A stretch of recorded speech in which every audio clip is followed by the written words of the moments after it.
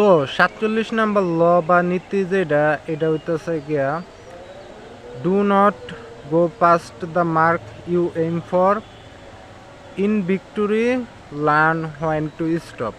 তো এটার মানে যেটা এটা হইতেছে গিয়া তুমি যে লক্ষ্যটা ঠিক করছো ওই লক্ষ্যটা পর্যন্তই যাও আর ওইটার পরে না যাওয়া। আর তুমি যদি জয় লাভ করো যে ওই জায়গায় শিখা যে কখন থামতে হইব।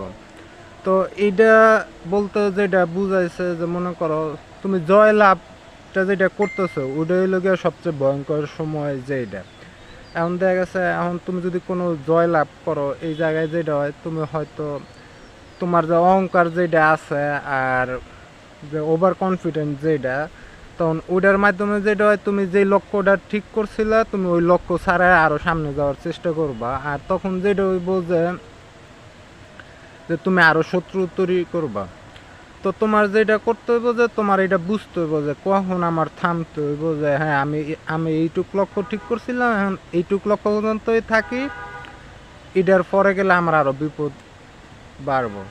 তো সবচেয়ে ভালো যেটা যে অহংকার এবং ওভার কনফিডেন্স যেটা আছে ওইটা সাইডে রাইখা তোমার যেটা করতে হইব যে তোমার কৌশল যেগুলো আছে ওইগুলো তোমার খাটায়া তোমার সামনে আগায় যেতে হইব। তো আবার এটার বিপরীত আছে যে ম্যাকিয়াভেলি আছিল যে কইছে যে শত্রুরে তোমার যে শত্রু আছে ওর একবারে মাইরে ফেলো নাইলে ওরা হাত দিও না। মানে তাহলে যেটা যে শত্রু আছে ওরা একবারে শেষ করে দাও নাইলে নতুন শত্রু তৈরি করার দরকার নাই।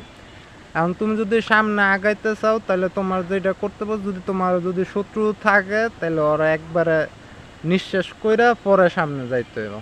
তো এই